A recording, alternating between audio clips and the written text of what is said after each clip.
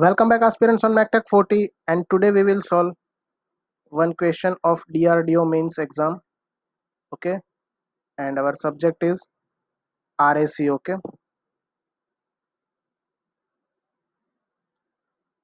as our yesterday's discussion, I have told you today we will solve one IFS question, but this question I found very interesting. Okay, because it require very fundamental of different terminologies in air conditioning. Okay, that in which you have studied in your BTech program, like what is specific humidity, what is relative humidity, what is specific volume, or what is partial pressure at saturation time condition. Okay, so let's start. So the question is the intake at the intake of compressor, air it at 100 kilopascal and 28 degrees Celsius and with 50% relative humidity. So this is initial condition is given. This air is compressed to 400 kilopascal and then sent to an intercooler. What is the minimum temperature to which it can be cooled in the intercooler if the condensation is to be avoided?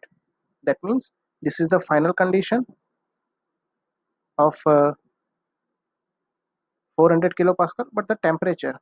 Okay, how it's work actually from PV diagram. If I draw the PV diagram of this compression process, it's like PV diagram. This is 1 to 2 compression and then intercooling at constant pressure and then again compression. So here at constant pressure, here it is P2 is given as 400 kilopascal. Now we are doing intercooling to save our compressor work this much amount. Okay, but a real air, the problem that we have solved in our BTech program, that have air, standard air, no any uh, moisture content is present in there. Okay, and we have treated air as an ideal gas, but here air with some moisture content also increased added, so that means this is a real problem. So while intercooling, so as you cool down this, the vapor, water vapor, in terms of humidity present in the air will start to condense and it may choke your compressor. Okay, and it may affect your performance. So what is the minimum temperature? So that means at what temperature, so what is the condition after the at temperature T3, so at which temperature up to which we have to cool down, otherwise it will harmful. Okay, so this is very conceptual, very conceptual. Okay, and here one table is given to you, temperature and corresponding to saturation pressure for water. Okay, so one thing let me clear you, that is if there is a vessel of 10 meter cube, sorry, not a vessel, a balloon. Okay, let's take a balloon of shape like this and having a volume 10 meter cube. Okay, let's just assume. Okay, this is for your understanding. And if I'm adding, now I'm adding some water vapors. Okay, of some mass mw, so now it will occupy some volume. So when you plot this condition on the psychrometry chart, it will have some relative humidity phi, it will have some partial pressure of water vapor. Okay, and it mix with the air. Now what I'm doing, I'm just closing this entry of the balloon and I'm compressing it.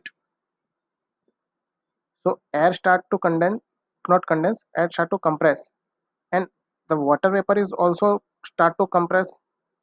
Okay, so its volume will be reduced. Okay, but the mass of that moisture water vapor, or you can say that the mass will remains constant. Mass of water vapor will remain constant, this will not change. Though it, if you compare it by volume, in terms of volume ratio, then in percentage it will change, but it will not change absolute in terms of weight. Okay, so that's concept we have to use, that during compression,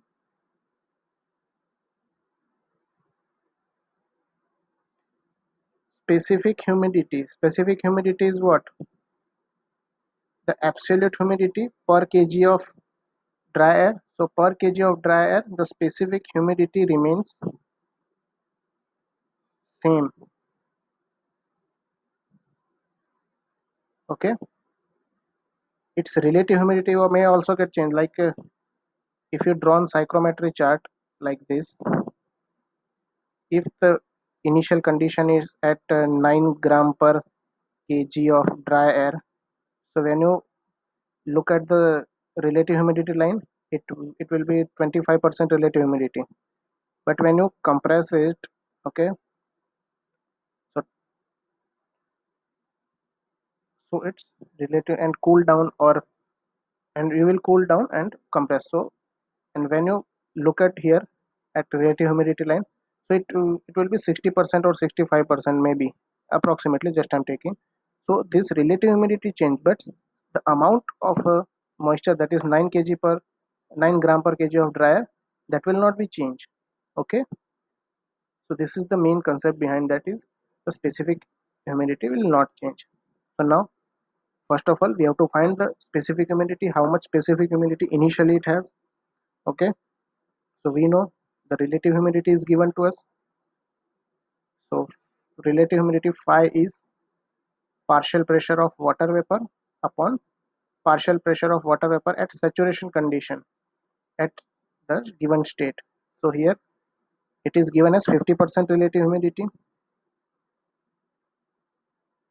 and partial pressure of water vapor we have to find, and saturation pressure is given, and from the table we have found out it is 3.8152 kilopascal.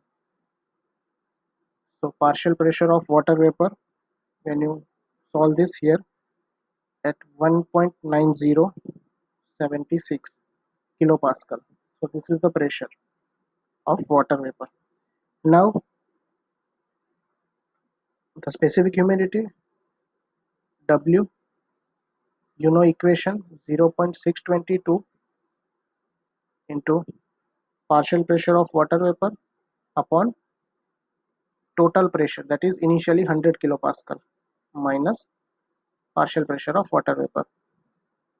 It is 0.622. What is PV? That is 1.9076 divided by 100 minus 1.9076. So when you solve this, you will find as a 0.012 kg per kg of dry air. So this is the answer of specific humidity, or you can say that 12 gram per kg of dry air. Now this also remains same, absolute humidity. So absolute humidity after the compression, how you can write 0.622 PV at final condition or at two condition. Here we have denoted one as the initial condition and two as a final condition, upon total pressure, that means 400 kilopascal after compression, upon PV minus PV at 0.2. But here absolute humidity remains same, 0.012 kg per kg of dry air, that means is equal to 0.622. We have to find partial pressure of water vapor upon total pressure, that is 400 kilopascal minus PV2. So when you solve this, you will find partial pressure of water vapor, that is 7.568 kilopascal. Okay, now as you have seen that there is a dew in the winter season, that is dew is formed in the sky. When dew is formed, when the partial pressure of water vapor present in the air reaches to its saturation pressure, and its temperature becomes below dew point temperature, so then it start condensing. Okay, before dew point temperature it will not condense.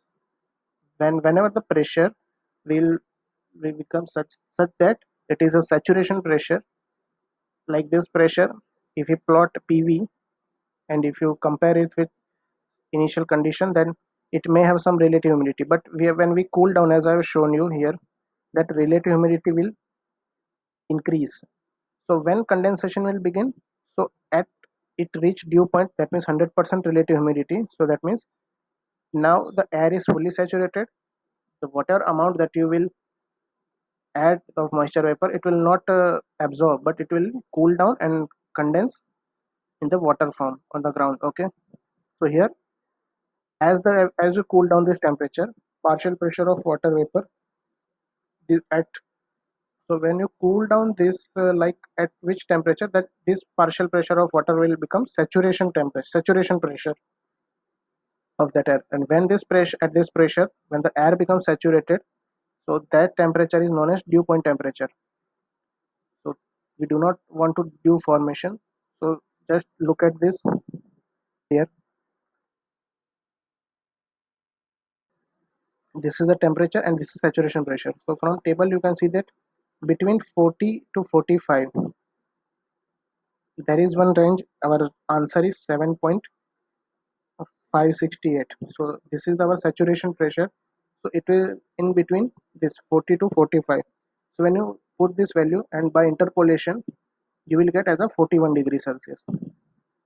So you can go up to minimum 41 degrees Celsius. Why 41? Now some of might you have question why this is 41 degrees Celsius cool, because initially 28 we have just compressed down. Okay, but look at this. This is isentropic compression. So you can say that T2 by T1 is equal to P2 by P1 raised to gamma minus 1 upon gamma.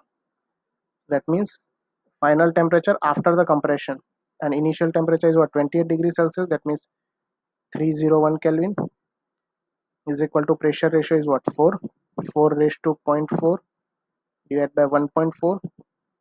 So when you solve this in your calculator, that you will find that this temperature is greater than, so after the compression this temperature is,